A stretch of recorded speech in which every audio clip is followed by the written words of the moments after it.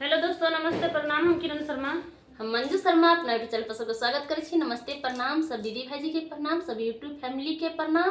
आ जते चाची दाई माई सभी सबके प्रणाम। और हम दोनों देवरानी जेठानी जा रहल छी बहुत प्यारा सा गीत गाब। अहाँ सब जरूर सुनब, कमेंट करके जरूर बताएब और किनका सबके गीत पसंद है जरूर कमेंट बहुत करब। प्यारा सा कजरी गीत छे और सुन के जरूर बताएब। किनका सबके पति परदेश रहे छे ओहो कमेंट करब, किनका सबके नहीं रहे छे से कमेंट करके या परदेश जाए लगे छथिन तब सब अपन बात कहे छथिन, अपन मन के बात सब सुनाबे छथिन। केना दिन बीतते केना रात बीतते सब कह पड़े छे। अब गीत के माध्यम से अहाँ सबके सुना रहल छी। कते कन्या रोई रहल छे, जा रहल छे दुल्हा तक, सब बात अहाँ के सुना रहल छी। सावन महीना रजा चलल न करिया, सावन महीना रजा चलल न करिया, कनी कनी अरजी करेली धनिया ना, कनी कनी अरजी करेली धनिया ना। सावन महीना रजा चलल न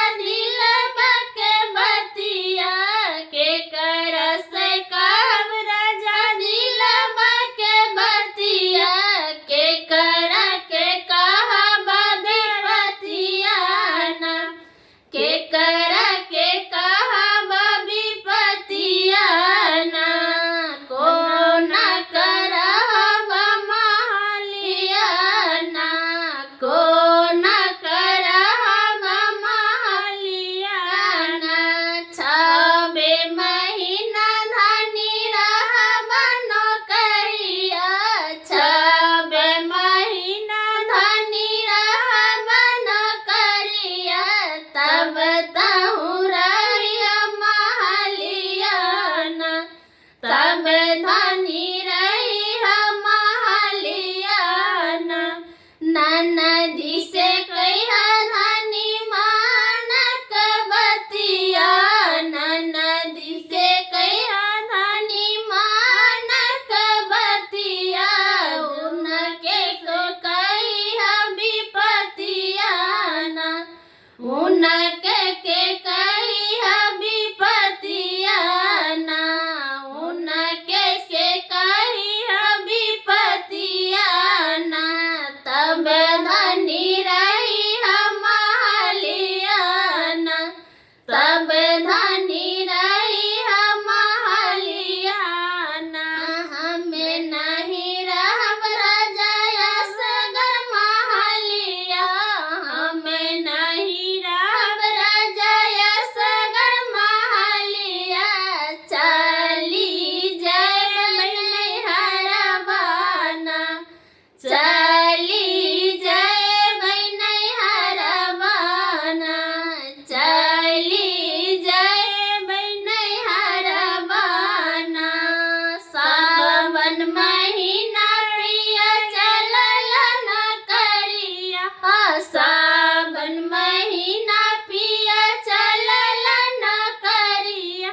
धानी रोबेली से जरियाना धानी रोबेली से जरियाना अपने जे जय राजा सहारा न करिया अपने जे जय राजा सहारा न करिया हमारा के चरल महलियाना हमको न रहब महलियाना हमको न रहब महलियाना के गना से कहब राजा दिल के दर्दिया के डरा के कहब राजा दिल के दर्दिया के कर से कहब विपतियाना के कर से कहब विपतियाना कोना हमरा महलियाना कोना हमरा महलियाना छबे महीना धनी रहब नौकरिया छबे महीना धनी रहब नौकरिया तब तहु रही हम महलियाना तब तहु रही हम महलियाना जेठनी से कहिया धनी दिल के दर्दिया जेठनी से कहिया धनी दिल के दर्दिया जेठनी तब है विपतियाना जेठनी तब है विपतियाना हम नहीं रहब धनी हम नहीं रहब राजा अपन ससुर हम नहीं रहब राजा अपन ससुर चली जय हरबाना चली जय हरबाना सबन महीना प्रिय जलल न करिया सबन महीना राजा चलल न करिया कनी कनिया रजी सुनाबे धनियाना कनी कनिया रजी लगाबै धनियाना अपने जे